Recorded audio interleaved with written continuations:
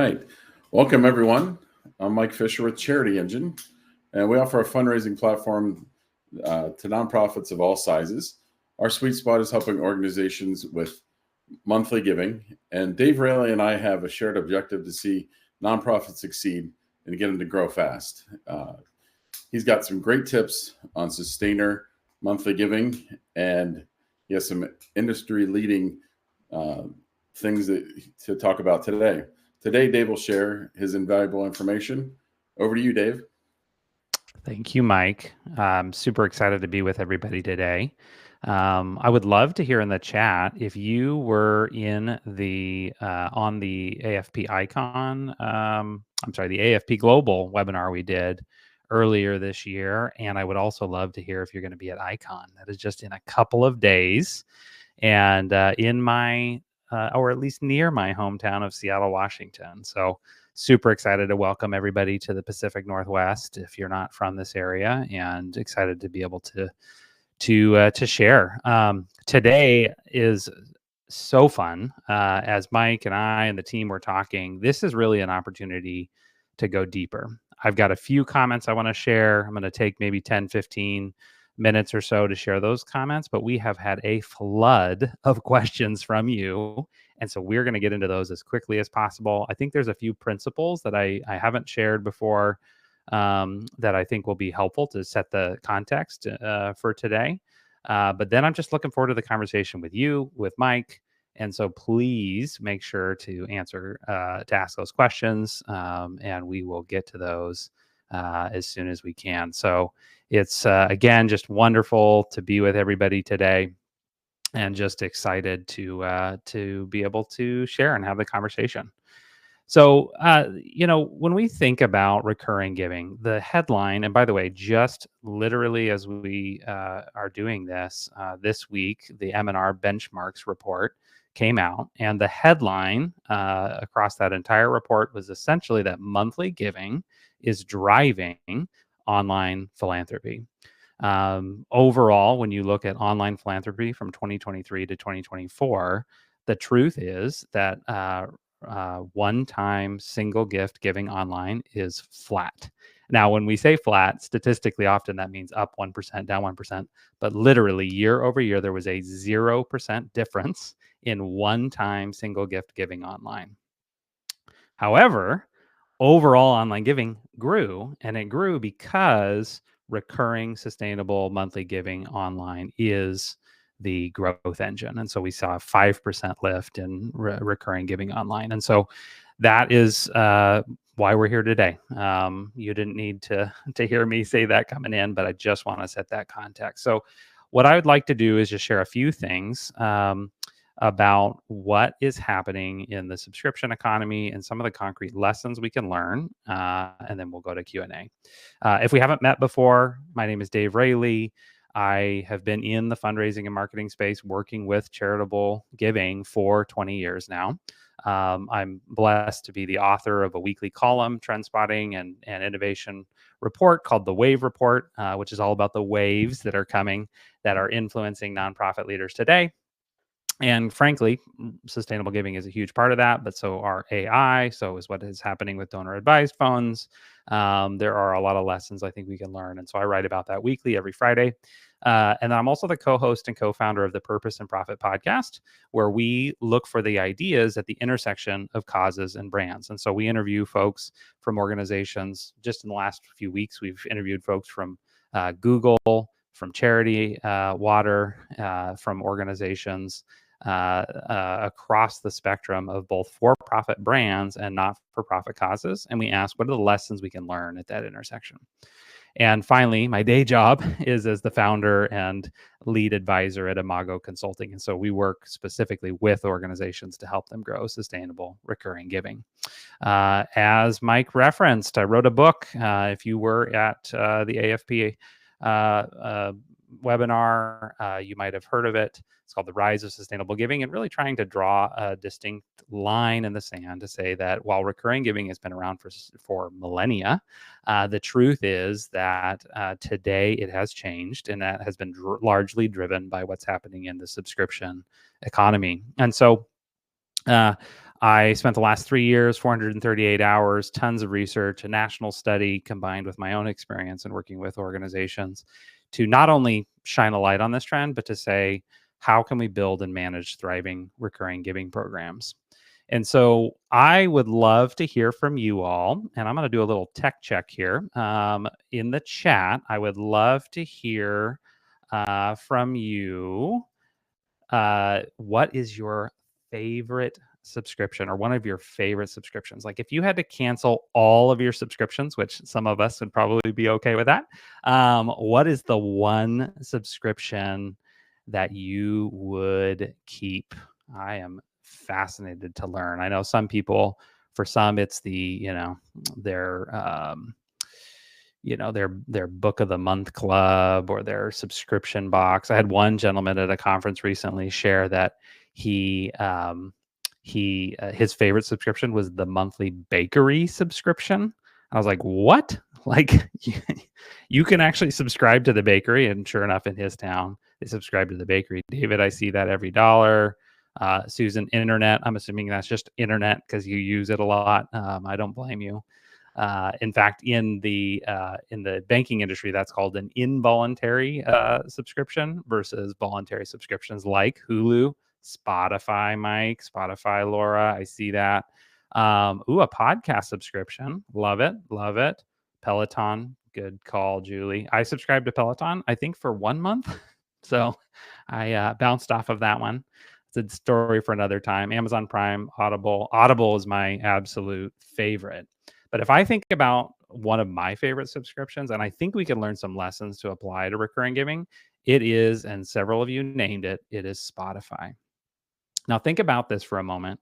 If 10 years ago somebody said to me, hey, Dave, I think you should pay the music company a monthly fee, and then you get access to the world of music, I would have said, no, thank you. I own my music, I am young enough, barely, to have had my MP3 collection, and I don't want to lose access to that if I stop paying the music company on a monthly basis. And over the last 10 years, really times have changed. And if you think about it, like in my case, I went from I want to own my own music to this little service a number of years ago that came out called Pandora. Does anybody remember Pandora? Pandora was this kind of like roulette of music, and it was the first engine that actually knew what music you liked, because as you listen to music, you would thumbs up songs or you would thumbs down songs, and then it would tailor the playlist to your taste. And I just remember being mind blown that this service existed that could actually tailor my music experience. But the downside of Pandora, if you remember it from back in the day, was you had no control. The only thing you could do is skip a song if you didn't like it. And if you were on the free version, you could only skip, I think, 5 times an hour, right? So eventually, I came to appreciate Pandora so much, I paid, I think, $3 a month to be able to use it. But the reality was I didn't have control. And so fast forward a number of years later, Spotify came along and said, we'll not only personalize your playlist, but actually give you control. You can create your own albums. You can search for the artists that you love. And for a mere, I don't know, $14 a month, then you can subscribe. And so what the thing I want you to see here is that the subscription economy is not about taking old transactional approaches and just applying those to consumer behavior. And there are some lessons I want to draw out we can learn from that for the recurring giving space. But Spotify, in this case, brings, yes, absolutely access anytime, anywhere. I can listen to it on my phone. I can listen to it on my laptop on a plane because I can download offline music. I can use it in my car. And so there's absolutely an access across devices. My kids use it on their iPads. There's the absolute joy of discovery when I find out about an artist or a song that I've never heard before. I was just listening to Spotify this morning, and there's just this euphoria of just discovering music. They provide ongoing value. It's a personalized experience, and it facilitates community. I have a playlist that I've created for my 2 daughters, and it's from Daddy's playlist, for the girls. If you've experienced Spotify Wrapped at year end, people are sharing the list of what are the songs and artists and genres they listen to the most. It actually enhances community. In other words, we are not renting music. We're not taking a transaction and just saying, would you do that monthly?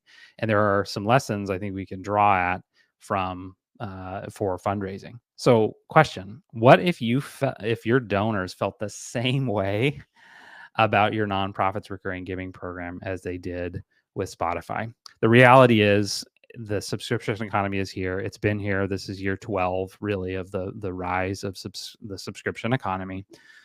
This chart shows the performance of subscription-oriented businesses, which is the dark blue line, against the general market, the S&P 500, and the retail sales index.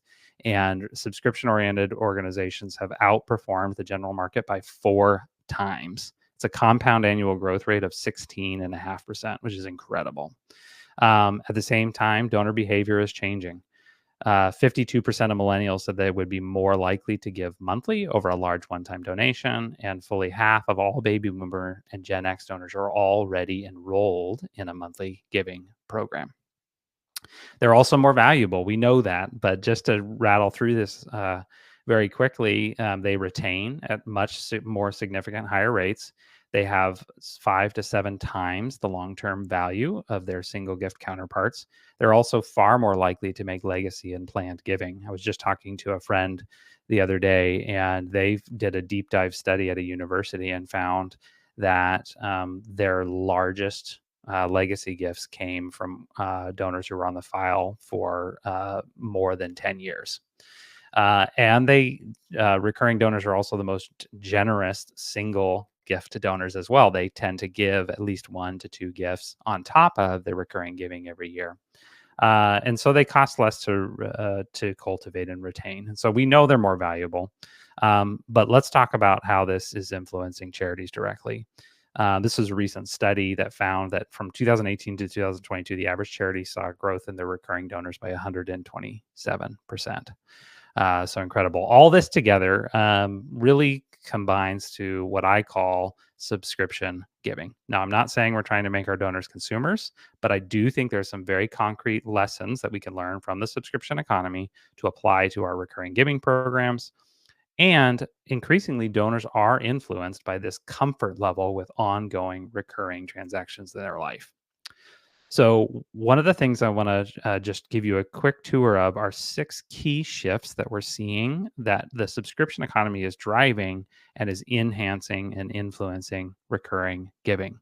Now, in the Rise of Sustainable Giving, in the book, I was able to interview Robbie Kellman-Baxter, who is one of the world's foremost experts in subscriptions. She's written 2 books, one called The Membership Economy and another called The Forever Transaction. She was one of the first consultants that ever worked with this little organization 12 years ago called Netflix. And so she has really spent her life's work understanding what makes subscriptions valuable. And hint, one of the key things is having a forever ongoing promise, what I would call an ongoing value proposition.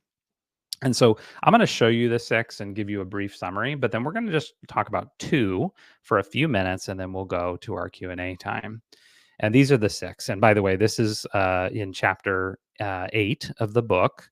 And I've made it possible for you all to grab this chapter and download it if you want to read it after our time together. So we'll provide that link in just a minute. But so those 6 shifts, which have happened already in the subscription economy and are happening today in recurring giving, are number 1, moving from a transaction mindset to an engaging experience. Again, I am not paying Spotify $20 a month to buy or rent music. I am subscribing to Spotify because they provide an engaging experience. Number 2, moving from ownership to access.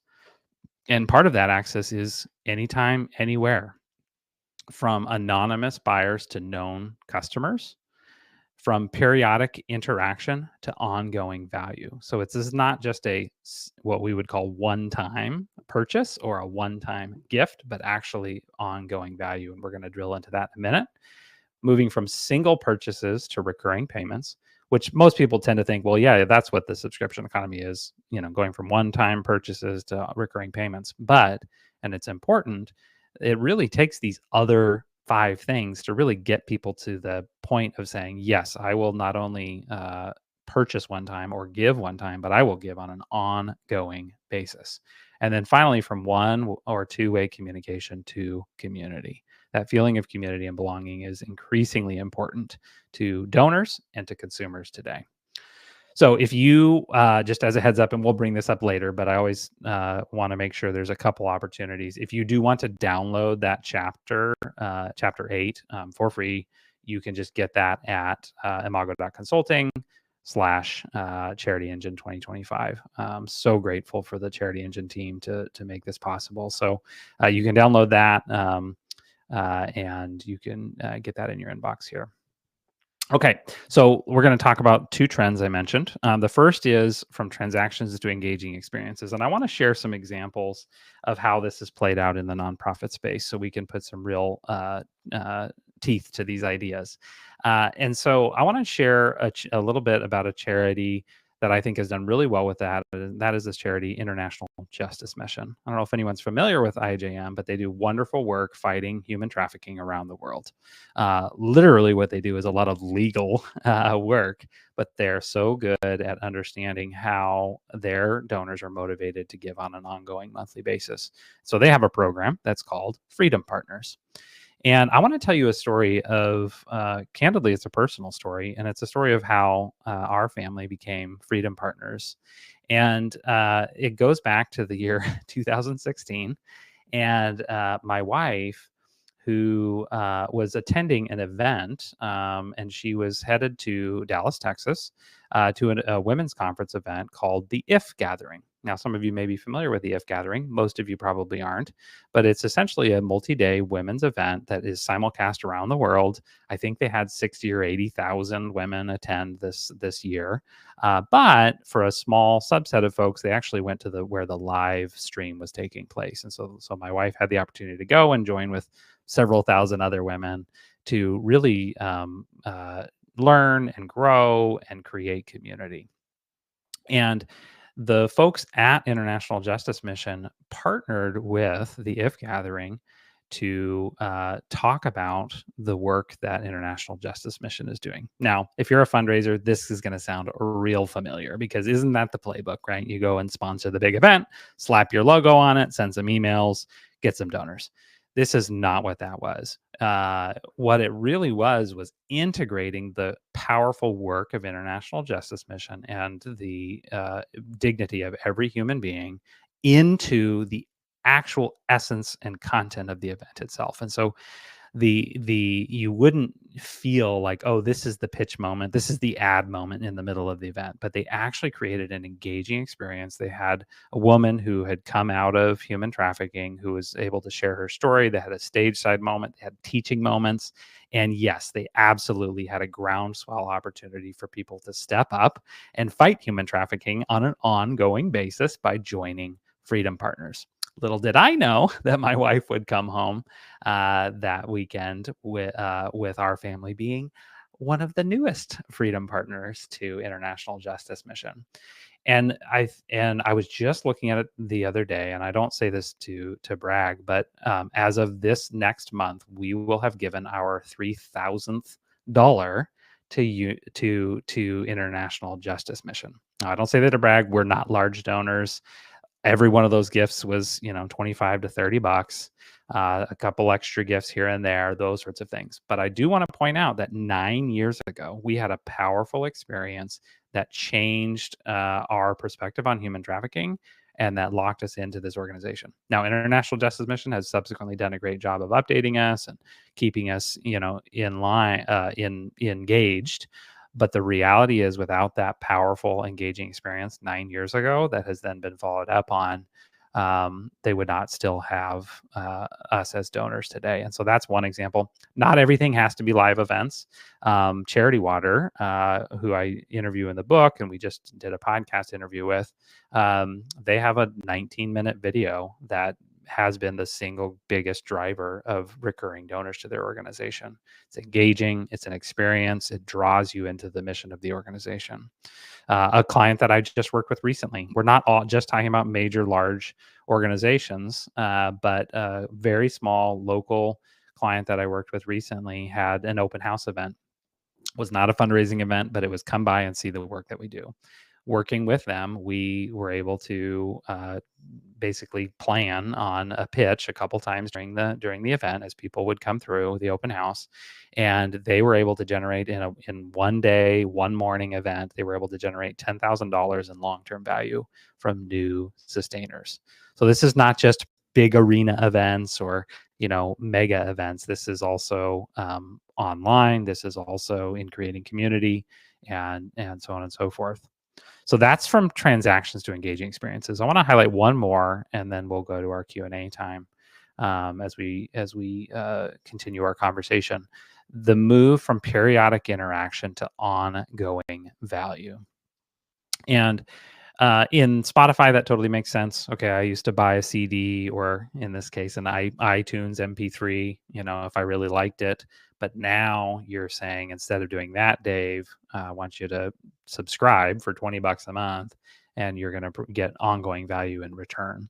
And this is a story I shared with the AFP webinar, but I want to really draw a very specific example of how this has led to ongoing value. So the very first charity that I ever worked with was Union Rescue Mission Los Angeles. And the reality was that they were primarily a one-time donor program. So 95+% of their giving was one-time donations. Sound familiar? And the reality was that at the time, they had a monthly giving program, and it was repositioned a meal a day program. Most people think of a local rescue mission or a homeless shelter as meals and shelter, a bed and bread of food. And the truth was that the face of homelessness had been changing at the organization, and so the truth was that the homeless looked a lot like Sarah and her son Elijah, who, as a single mom in Los Angeles County, had been pushed over the edge of homelessness. And the reality was that more than half of the guests at the mission were women, children, and families. And so how does this impact the idea of moving into ongoing value? What we did was we pivoted the program from a meal a day program, like you are sponsoring a meal per day, so $30 a month, which had really candidly poor fulfillment rates and was not growing, to the idea of a representative child sponsorship program. So we would tell stories of people like Sarah and Elijah, completely anonymized, of course, protecting their privacy. But that program, when we shifted to the representative child sponsorship, we saw an immediate double-digit increase in fulfillment, and the program started growing. And why is that? Because we moved from a periodic transaction, certainly one-time giving, which was 95%, to still a transactional mindset, a meal a day. If you think about that, yes, meals are needed on an ongoing basis, but that's a transaction. That's an inanimate object. If I don't give this month, then I guess a meal doesn't get served. But when we pivoted to actually human-to-human connection, telling stories and connecting people, we saw that lift. And so we had moved from periodic interaction to ongoing value. Okay, so the reality is the vast majority of nonprofits have not been able to build large, growing, recurring giving programs. But things are changing. And the organizations like Union Rescue Mission, like Charity Water, like International Justice Mission 10 years ago would not have been able to build the programs that they have today. And that's the opportunity I want to make sure charities are taking an example of. Now, I know we have a variety of organizations on this call. Some of you already have significant and growing recurring giving programs, and we've got some good advanced questions we're going to get to in a moment. But some of you are just you've candidly felt left behind. Like, this is not for us. And the truth is that this is for everybody. I do believe the large, mature organizations, and I do work with several organizations that have 10 and 40,000 donors and on up, those organizations need to understand these lessons and apply them just as much as those with 5 monthly donors or 100 monthly donors. And so we're going to talk about that today, but just a few final things before we bring Mike back up and go to our Q&A time.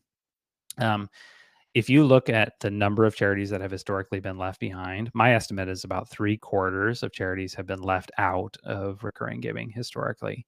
That in the US today alone represents 1.1 million charities that have historically been left behind. And if we can grow recurring giving modestly, if we basically can grow charities that have been left behind by 5% a year over the next 10 years, and we're seeing that right now. We saw that with the M&R benchmarks report. If that is the case, that represents an additional $119 billion to grow recurring sustainable giving so that the organizations on this call and in our sector can actually accomplish the missions that they're working on. And so I'm fired up about it. It's not just about big numbers, although I think this helps validate the reality. I'm excited about the people like Sarah and Elijah, who we will be able to help and come alongside and partner with because of strong, growing, resilient, recurring giving. So that is my passion. We're going to talk about that as we pivot and bring Mike back up here. If you're going to be at Icon, which is literally in, I think some of you are probably flying out tomorrow as we record this. Make sure on Monday night, on Monday afternoon, I am speaking at 3:00 and I'll be signing books and doing all that kind of stuff. But if you are going to be at Icon, we would love for you to join us. Neha and David from the Charity Engine team will be at this reception as well. And you can just RSVP for the Connect reception. And we can drop a link into the chat as well, or you can scan this QR code because it's a longer link. But just make sure you RSVP. We'd love to see you. We're going to be at the ACT Theater. They generously are hosting us. And we're so honored, right around the corner from the convention center. And we would love to see you there. Mike? All right, I'm back again. Thanks for joining us today, Dave. It's been a pleasure, and we have a lot of questions. And first one is from Julie at the Medic Alert Foundation. Who should I target as best candidates for monthly giving? These questions are across the board. Some will be more entry level, some are very advanced. So right in the middle of the sweet spot for everyone. But who should I target as best candidates for monthly giving? By the way, can you hear an echo, Mike, or is it just me? Oh, good. It just went away. So if anybody could hear an echo, it's gone. That's a great question, Julie. And by the way, I do see, Susan, your question in the chat, just real quick on, do you have to be registered with Icon to attend? For the reception, you don't, because it's outside of the actual conference. So if you want to come on up and join us on Monday night, you are more than welcome to attend, to join us. If you want to go to the conference, you do need to register. So back to Julie's question. So what is the best audience to recruit from? Is that what that question was? Yeah, who are the best targets for okay. For candidates So some charities, and I write about this in the book, but some charities are much more acquisition focused and some charities are much more conversion focused. So acquisition is new donors straight from the get-go. So there are charities, animal welfare charities, health charities, certain other charities that are really conducive to getting new donors right from the get-go. And those, and we'll talk about channels. I think there's a channel question later, but those come from places like face-to-face fundraising, live events, sometimes digital, depending on the offer. But I always want to look at for organization, but let me say it this way. The majority of organizations, in my experience, the best source of your new monthly donors are your existing one-time donors. And more specifically within that, the most important one-time donor audience for you to convert to monthly giving are your brand new one-time donors.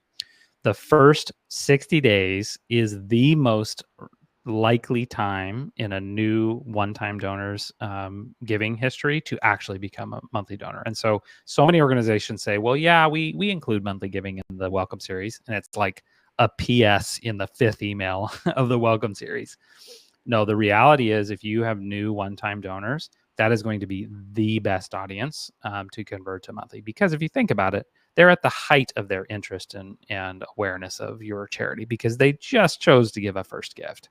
And so I recommend, and we write about it in the book, basically, as you're welcoming new single gift donors, affirm and invite. Like, affirm them, absolutely. Report back, tell them how their gift has made a difference. Affirm, affirm, affirm. But also, do not be shy about inviting them into an ongoing impact with the organization.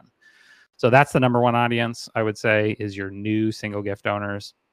The number two audience on your regular donors are your multi-gift donors. That's a classic one where we say anybody who's given 3 or more gifts in a year, let's target them.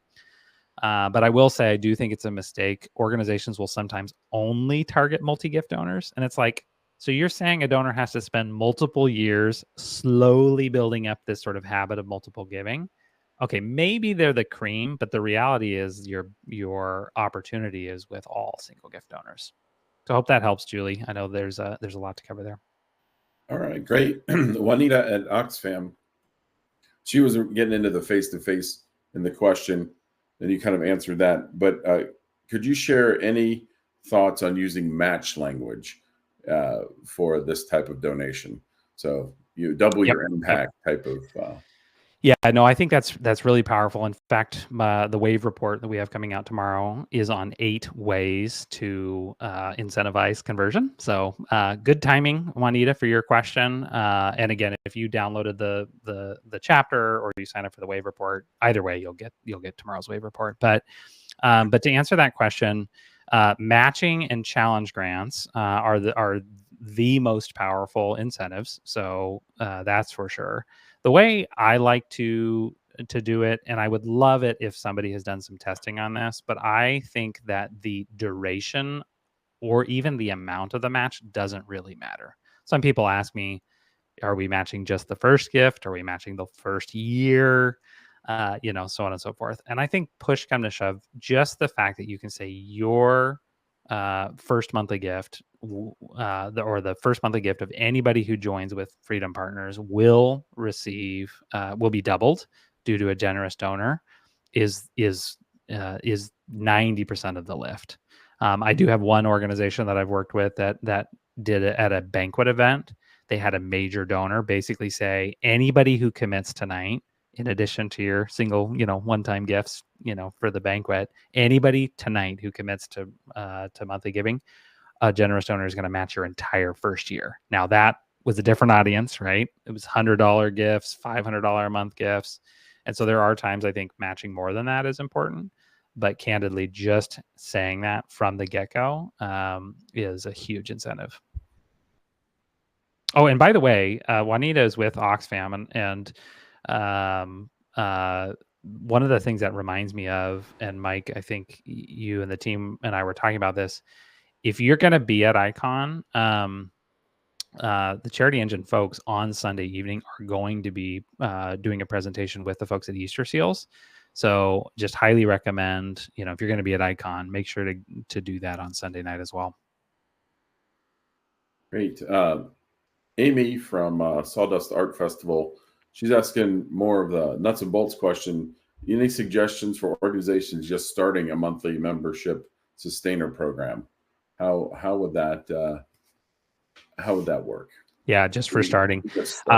The first thing is know where you're at. In my experience, most organizations have at least one recurring donor. Sometimes it's 1, 5. Some organizations just start paying attention to it when they get to 1,000. And so it just depends on your organization, but understand where you are. So I asked 2 questions. How many, how much? So how many recurring donors do you have today? And how much are they giving? I like to express the how much on an annual basis. How much annually are they giving? And then how much are they giving on a monthly basis? Because, Mike, if you don't know where you are, then you can't get to where you want to go. So just answer those 2 questions. How many do you have currently and how much are they giving? And then the first thing I would do is just make sure it's visible. So much of monthly giving today for so many charities, especially smaller ones, is it's invisible. Like it's a checkbox on a donation page. The M&R benchmark study that I just referenced earlier that came out found that 78% of the charities that they interviewed for the study said that they had some additional language or call to action around monthly giving on their website, which is awesome. But Mike, 10% of charities had monthly giving wasn't even an option on their website. And so the first thing is just to make it visible. Maybe it's a second button on your homepage. Maybe it's a lot of great donation platforms include that as like you can make that the default option and then people can change to one time. There's a lot of things you can do there. That's a great point. Jess at the YWCA asked the $1 million question. How do you decide the dollar amount when soliciting monthly gifts? Oh, that's one of my favorite questions. And it depends. So in my experience, unless you have a very concrete product, child sponsorship would be an example, or some very, very concrete service that actually has a cost kind of per unit, so to speak, I don't recommend fixing your ask amounts to that kind of per unit price. So, for example, Compassion International, if you're going to sponsor a child in their community, which is really how that works, through Compassion, that is $43 a month per child, because that's how the math works out.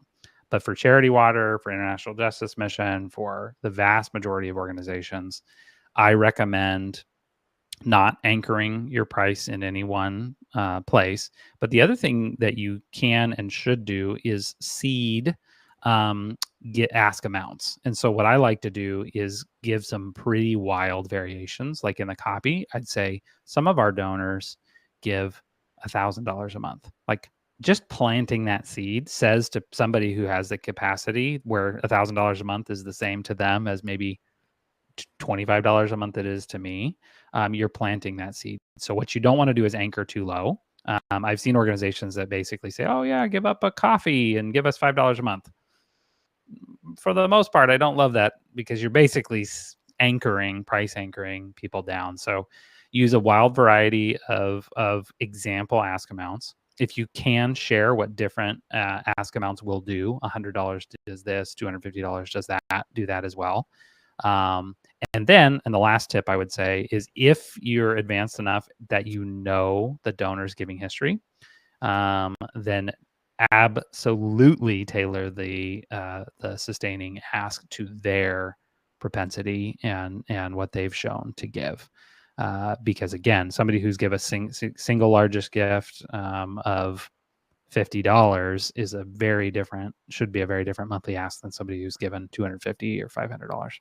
Yeah, and we found the same thing. Your gift array, ask array, you can kind of format over time. In the beginning, it's more difficult, but eventually you know what kind of a snapshot of your donor is, and we can help in that regard. Like, hey, this is where you should be in general, but also self-selection, as you pointed out, Dave, is very important, because you don't want to ask a $100 donor for $10.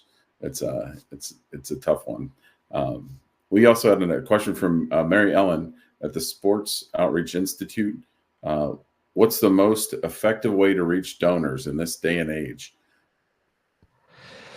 Ooh, I don't know. That feels like the $1 million question. I think, like I said, the first place is where you have existing donors. And I realize that acquisition of one-time donors is hard enough these days. But again, the first place is your existing donor file. And then the next place I would ask you is, where are you naturally showing up? So I just was speaking with a charity yesterday, for example, that they do a lot of events with churches. So they're in churches talking about, recruiting volunteers and doing those sorts of things. And so it's not a big pivot to say, okay, well, then what would it look like to equip the folks that you have that are going in this case, and speaking at churches or speaking with churches, to actually have a leave behind, an ask, a video, a promotional piece. But other organizations, it might be, we do community events, for other organizations, it's like we have a founder that's really well spoken, and they, do interviews, right? And so I would ask, where are you? And those are the best places to reach your audiences. One other example, I have another client that we worked with their recurring giving program for a year before I realized you guys do dozens of events around the country. We've been working on, and it's worked well, reaching people online and, advertising and that kind of stuff. What can we do to start to experiment with incorporating ongoing recurring giving into, in this case, it was live events for them. So I would just say, where are you in front of people? And then how can you actually leverage that into communicating about your recurring giving program? Jody from the East Cooper Community Outreach asked about strategic plans. How do you create a strategic plan designed specifically for reoccurring monthly giving donors? Ooh, okay, great question, Jody. So when I think of the strategic planning for recurring giving, I think one of the mistakes organizations make, and I see this all the time, they don't actually have anybody responsible for coming up with a strategic plan for their recurring giving program. So either recurring giving is basically treated as a giving option, so it's embedded within their, what I would call their single gift department, so where they're doing their direct mail and their email, but nobody's really responsible for it. So the first thing is to know that if everybody's responsible, then nobody's responsible. So so it's important that somebody takes ownership. But then when I think about developing a strategic plan for an organization, I do actually I did put together a 7-step framework for building a recurring giving program. And I would candidly highly recommend downloading that. That is available, by the way, at imago.consulting/blueprint. And it's a 7-step guide to do that. We can also provide that link in a follow-up email. But is to look through not only what is our program and what is our offer and value proposition, but what are we doing across these 7 areas. And so I'll just rattle some of them off real quick. What are we doing in terms of staffing and structure? So are we actually assigning resources to the program? What are we doing in terms of our technology and platforms? Are we actually, is technology actually supporting us or hindering us right now? And that has a lot to do, by the way, with your CRM and your donation provider. It's been fun getting to know the Charity Engine folks, over the last number of months, and how important, sustainers are to you all. So your technology, your acquisition strategy, your conversion strategy. And then I look at what you're doing in terms of onboarding, cultivation of recurring donors, retention of recurring donors, and then ultimately reactivation of recurring donors. And so what you want to do is to have to look at that really across the spectrum. And then I usually, in my strategic planning, identify 1 or 2 of those areas that I just mentioned that are basically the lowest hanging fruit. Like, man, if we really could dial in how we're upgrading donors, that would make the biggest difference. And so that's how I would recommend approaching that. I did have one quick announcement. Our Sustainer IQ product, which helps people with sustainers and monthly giving, utilizes your book. And Julie just texted me and said she had a handful of books. Looks like she has a dozen books she's going to give away. So anybody that's attending, you're going to be put into a drawing for one of a handful of books, brand new books from Dave. That we'll announce after the seminar. This is one of my favorite questions. Catherine at the Gloucester Arts on Main. What is the best way to thank reoccurring givers, and when? Annually, monthly, etc. This is one of the things sometimes we forget to do in fundraising. We mean to do it and maybe do it in our heads, but not always execute. Yep. So there's a very simple answer to this, and then there's a less simple answer. I'll start with the simple answer, Catherine. Great question. Is immediately and specifically. So immediately, that's almost a no duh. Like, when somebody commits to recurring giving, how are you not just sending them their receipt, but actually affirming them for their ongoing commitment to the organization? And candidly, technology can really get in the way here. Some technology platforms only send the coldest possible, transaction receipt, and then you can't customize it for your monthly donors.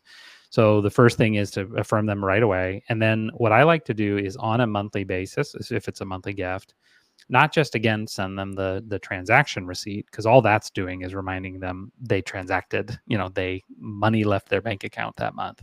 I personally love to tell a story in every receipt that says this is another forward momentum, positive way that you are making a difference. And if you think about this the way subscriptions have built, if you had to do this just for, 1 or 2 or 10 donors, that'd be a lot of work. I got to write a story every month. That's 12 stories a year for 10 donors. The whole point of a monthly recurring giving program is that it's 100, then it's 1,000, then it's 10,000, then it's 100,000. And so if you can develop the habit early on to on an ongoing basis, affirm and report back to your donors, then that is just going to scale with the program. So that's the short version of the easy answer. The more complicated answer is some organizations do actually go beyond just telling great stories, and that's where I would start if I were you. But they go to actually surprise and delight moments. So they celebrate milestones. Hey, did you know it's your year, anniversary of giving? They will sometimes provide surprise, like, tchotchkes, for lack of a better term. Here's a pin. Here's something that actually is a surprise and delight. Or here's something from, if your program is related to some, micro enterprise, for example. We've purchased, bracelets from the entrepreneur, in Africa that you helped support through your programming, and you're actually doing those surprise and delight moments, those handwritten cards, stuff like that. So 101, affirm immediately, tell stories, and tell stories on an ongoing basis. 201 and beyond is celebrate moments, create those engaging experiences, send them something, personalize that conversation. Here's kind of a moment in time question. Randy asked the Learning Rights Law Center, what should we do during changing times when people are starting to opt out of some of our sustainers in economic downturn? Yeah. How does that work? First of all, that is, I think that as donors become we just live in a world where recurring transactions are a part of our day to day. Donors are, like consumers, going to be more apt to start and stop recurring transactions. I literally have written a book on recurring giving. I just found 2 subscriptions this week that I was like, I haven't used that in 6 months. So I paused one and canceled the other, right? So just know that part of what comes with the subscription economy is a little more of that, just basically awareness. Like, set it and forget it is some of maybe it was good advice 5 or 10 years ago, but it's some of the worst advice today. So we're not trying to trick donors into giving to us on a monthly basis. Okay. So that's the first thing. But Randy, to your question, I would say a couple of things. I would say if you can help, a more advanced thing is if you can actually offer pausing or skipping, that is really ideal, because as people do come in to do that, then that is way better. For example, Audible. I just named Audible my favorite subscription. I realized this month I've been using Audible, but I'm way behind in like the credits and stuff that they give you. And so I don't really need to pay for Audible right now, but I don't want to lose my library. And so I just went in and I paused my subscription. I think we're going to see more of that. But just know that it is a reality. The good news is I am not seeing the same kind of volatility in recurring giving as you would see in subscriptions. The average American this last year canceled, I think the percentage I saw was 50 or 52% of their streaming subscriptions. 50%. Like, no wonder Netflix spends $20 billion a year on content. The average charity saw, 12% cancellations. And by the way, a quarter of those cancellations were what are known as involuntary cancellations. So their credit card, expired. They got a new credit card issued, right? And that's why, for example, Charity Engine, you've got Sustainer IQ, which, as I understand it, is really to help deal with that involuntary churn, right? And so, Randy, it is a reality. It will be a growing reality, but the good news is it's still a tiny fraction of what the single gift donors, churn at. Yeah, and to your point, Dave, Sustainer IQ does fulfill at a 95%, active churn. So we keep 95% of your donors online. But while we're taking a quick second here, if anybody in the audience has questions, please put them in the chat. We have more questions to cover, but we'd love to see if some of this conversations even spurred some more questions as we go along. Katie at the Maui Humane Society had a really good question here. How do you change the mentality of your current donors? So, like, if you've had a longer standing pool, some of the nonprofits I've worked with, our average donor age was, pushing 80. And how do you get them to think in this new way of sustainers? Because a lot of times you can go talk to someone and say, would you consider giving me a $250 gift? Like, oh, that's a lot of money. And like, well, would you consider just giving $20 a month? And oh yeah, that's much cheaper. And by the time you're done with the day, right, it's a higher, you get the same goal for your nonprofit as $20 versus $250. And a lot of times you'll get even many more years of the $20 donation. Yeah, no, and Katie, and by the way, Katie, I need to introduce you to my daughter Emma. She just sent one. We were just in Maui, but two, her Humane Society is like where her heart is. My 11-year-old loves that. Just set up her first quarterly gift, by the way, her first ever subscription gift to the Humane Society, and so I'm a huge fan.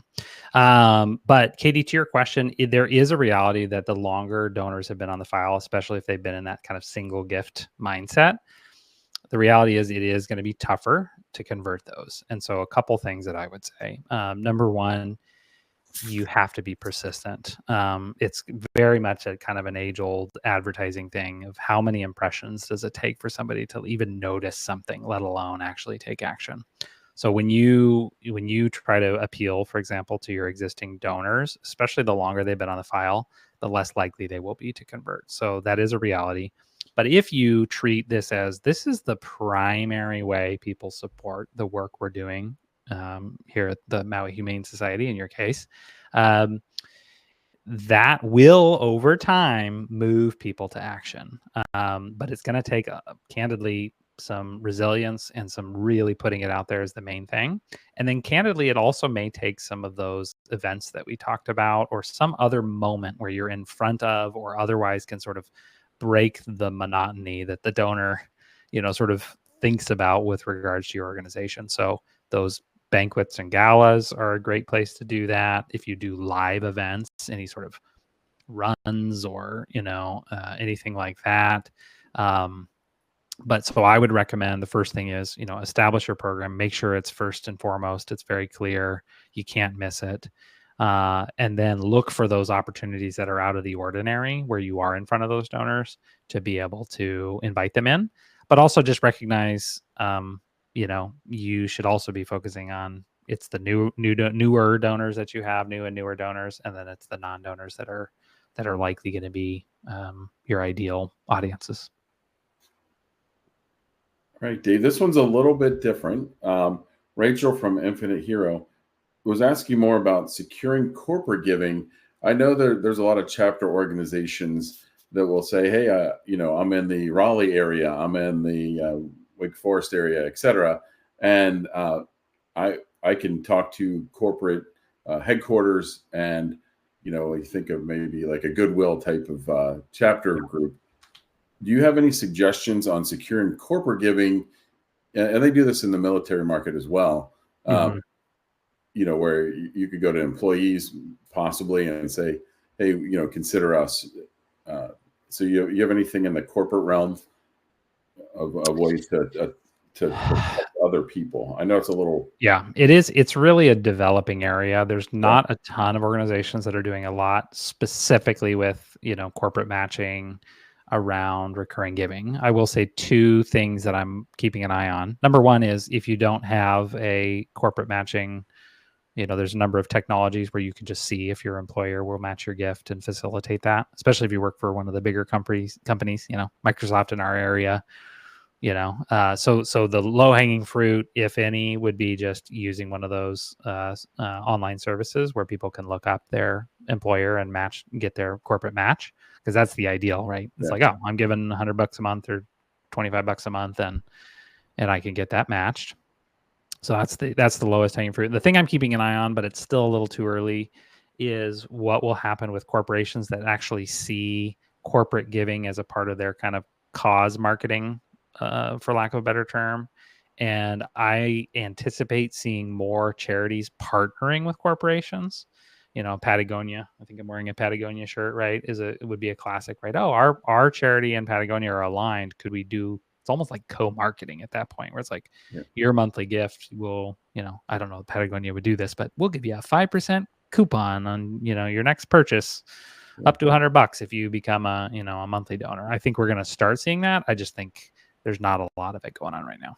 And Starbucks, actually, now that you brought that up, Starbucks has done some wonderful things in that regard, where they'll give their more regional managers and so forth a chance to do a day of giving, and they will match whatever pay happens to occur that day. So they'll pay them for the 8 hours to volunteer, and they'll say, hey, you had 10 managers come out and volunteer, but they'll match their pay and send it to the charity. So I've seen that before. Well, hey, not to pick on Katie, but thinking of, Maui and Humane Society, could you partner with the local ABC stores, on the island, and say, hey, if you choose to give on a monthly basis, we'll give you a coupon, kind of a deal, right? Maybe something more for the locals. I don't know. But just, I just think that's an untapped area, and we're going to start seeing that more and more in the coming years. It's just not a big thing right now. And in your opinion, as things become more omni-channel, what's the best route? Do you see mail, direct mail, social media, DRTV events? What when you're looking at these, what do you think are the best routes? So handy in the book. So I actually have a chart in the book, and it's in the appendix, but I do have an entire appendix on it. It's an addendum on the acquisition and conversion channels.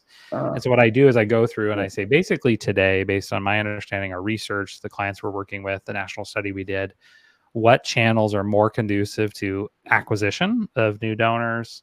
What channels are more conducive to conversion of existing single gift donors to recurring? And I think there's 16 channels listed here, but I'll just hit a few of the highlights. I think in the area of acquisition, so we're trying to get new donors right into our recurring giving program. I've talked about live events multiple times. I think that's an opportunity. I think your website as a passive is an opportunity, especially if you don't make recurring giving invisible. Artists programs, which is another word to use today, would be influencers, right? How can we partner with artists or influencers that they can go to their audiences and help face to face, which we've talked about, and then digital media, social media can work. Some days it doesn't work. It's a sort of hit and miss depending on your organization, your offer, and your strategy. And then peer to peer is another good acquisition channel. Couple on the conversion side. So email tends to be a really great conversion channel to get single gift donors to give on a monthly basis. Social and digital media as well can be a great conversion channel.